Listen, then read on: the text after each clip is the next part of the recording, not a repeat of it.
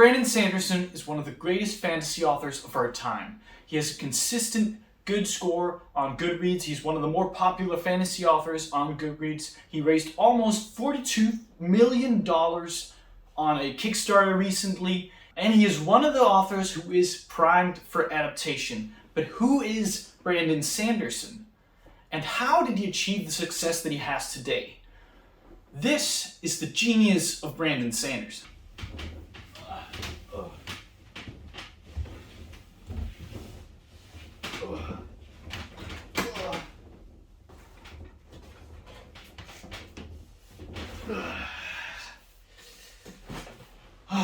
Born in December 1975 in Lincoln, Nebraska, he got into fantasy as a teen and began writing early iterations of his own fantasy stories.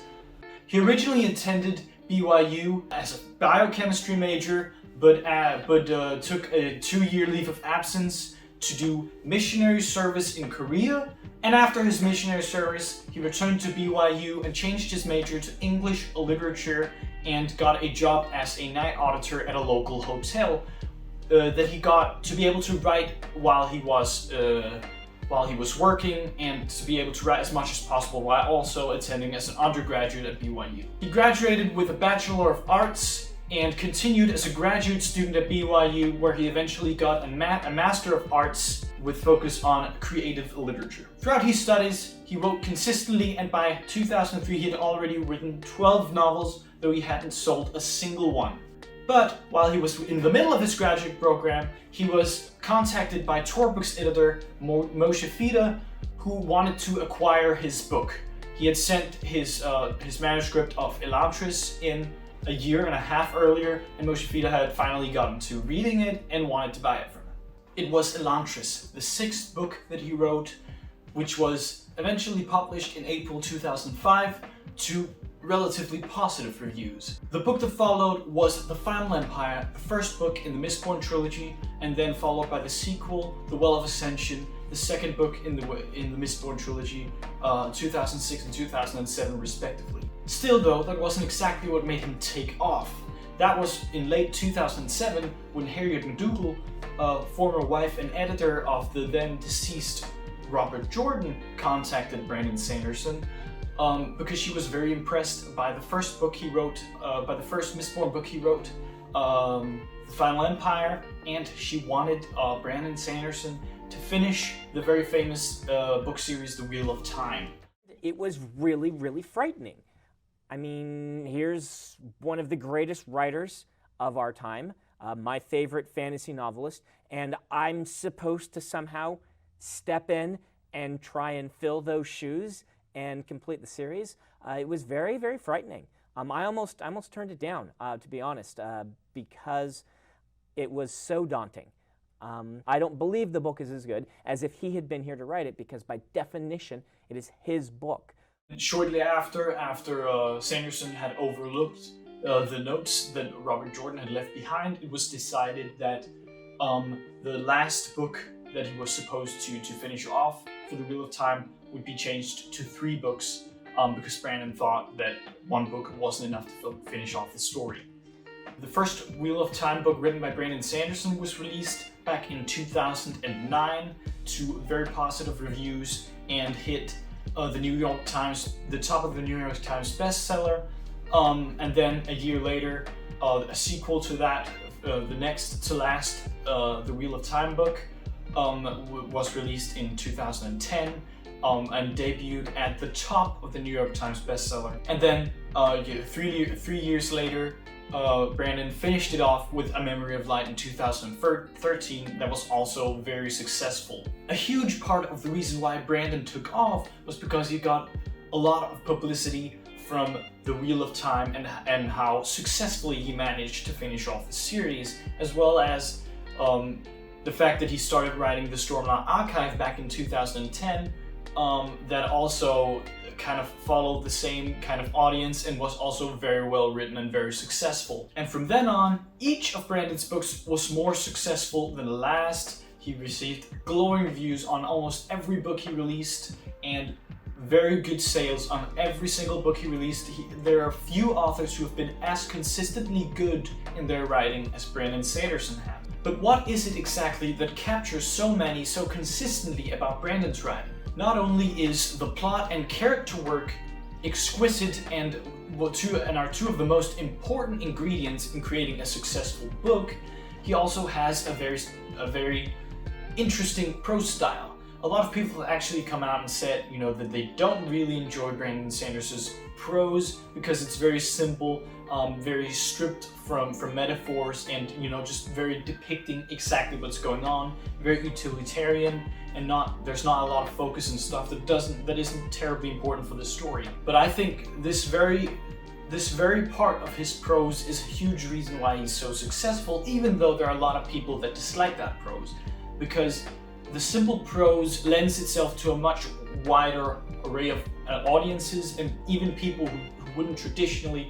like reading books with more flowery prose would even be able to read Brandon's books, and people who also usually read flowery prose would still be able to read Brandon's books, so he gains a wider audience.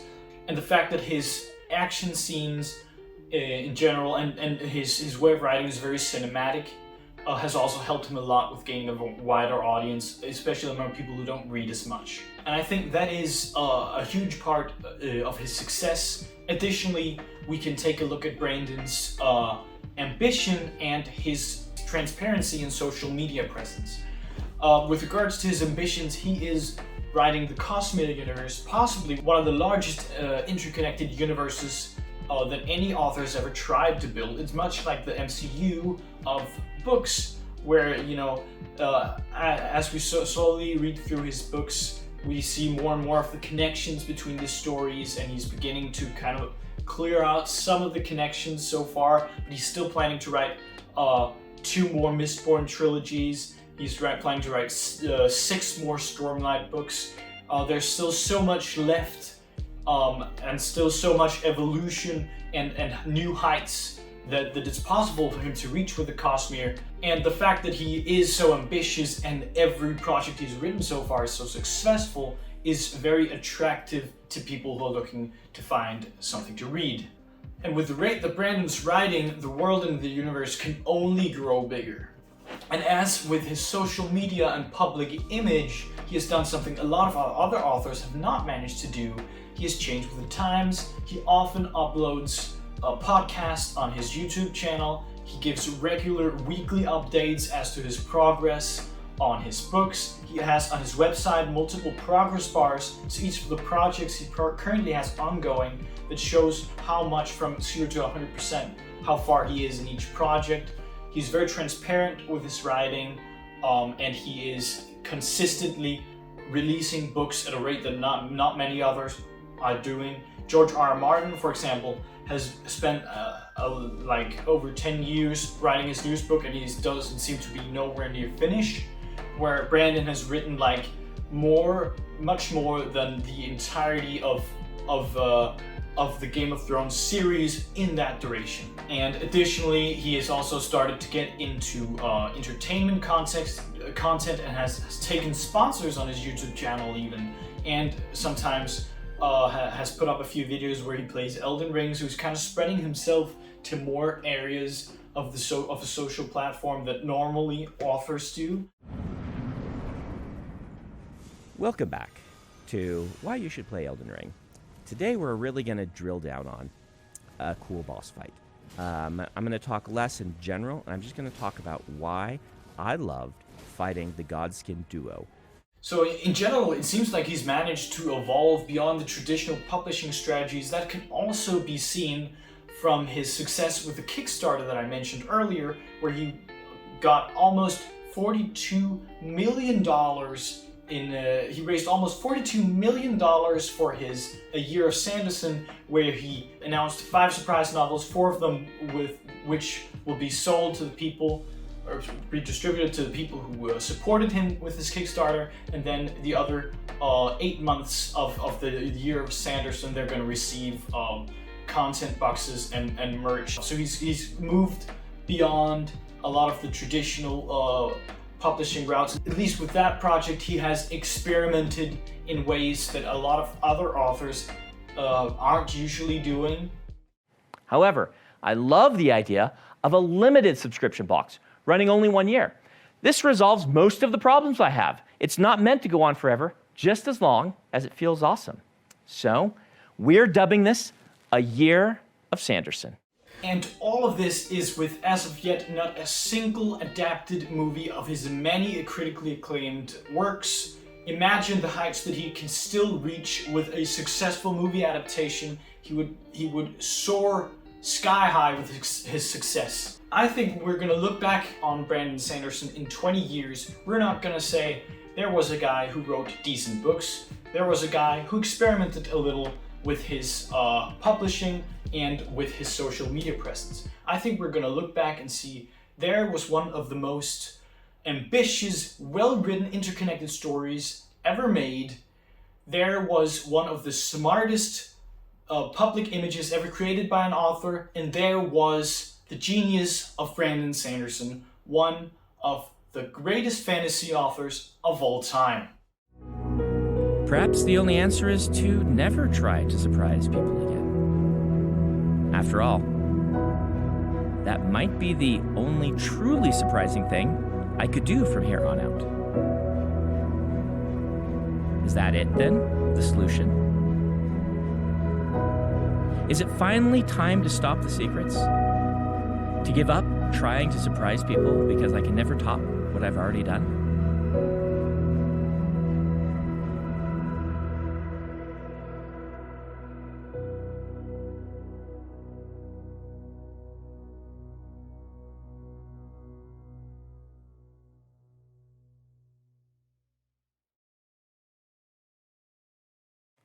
Nah, that's stupid.